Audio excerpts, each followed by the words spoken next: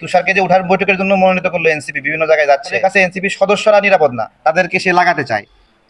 বিদেশি কিছু সংস্থা বাংলাদেশের নির্বাচন যেন সুষ্ঠুভাবে হয় সেই সহযোগিতা করার জন্য ওনারা আর্থিক সাহায্য নিয়ে সরকারের কাছে এগিয়ে আসছে। এর ভিতরে আমেরিকান একটা খুব খুব নাম করা মানে ফেমাস না, মানে নোন পরিচিত একজন একটি সংস্থাও আছে।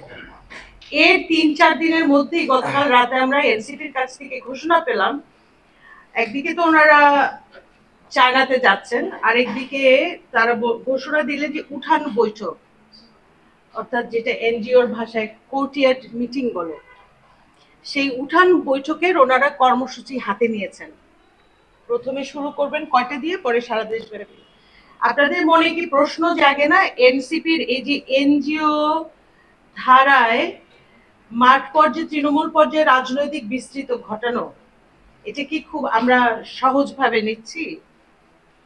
বা কেউ বলছে না, কোনো মিডিয়াতে আসছে না, কিন্তু এটার একটা দীর্ঘমেয়াদী কুফল আছে।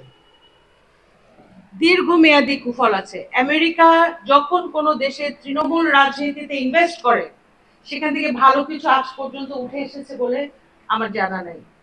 সেই জায়গায় আমেরিকাকে যে অ্যাক্সেস দিল আমাদের অন্তর্বর্তী সরকার, কাদের মাধ্যমে? এনসিপি নামক একটি রাজনৈতিক দলের মাধ্যমে। এটা একটা ভালো লক্ষণ না। সাংবাদিক ভাইদের এই বিষয়টির প্রতি দৃষ্টি রাখা দরকার। তারপর এই কাজটা এমন একটা লোকের মাধ্যমে শুরু করছে, সেটা হলো এনসিপি তুষার। সে বিভিন্ন জায়গায় যাচ্ছে এই উঠান বৈঠকের জন্য। এখন এনসিপি তুষার যেরকম ধান্দায় থাকে, ওকে যদি মানুষ বাড়ির উঠানে নিয়ে যায় উঠান বৈঠকের জন্য, ওই বাড়ির মানুষগুলো কতটুকু নিরাপদ থাকবে বলেন? হ্যাঁ, এখন এটা আপনারা বলেন। হ্যাঁ, যে এই তুষারকে যে উঠার বৈঠকের জন্য মনোনীত করলো এনসিপি, বিভিন্ন জায়গায় যাচ্ছে। এখন তুষারের কাছে এনসিপির সদস্যরা নিরাপদ না, তাদেরকে সে লাগাতে চায়। এখন মানুষের উঠানে গিয়ে তার উল্টাপাল্টা ইচ্ছা হইলে কি করবেন বলেন?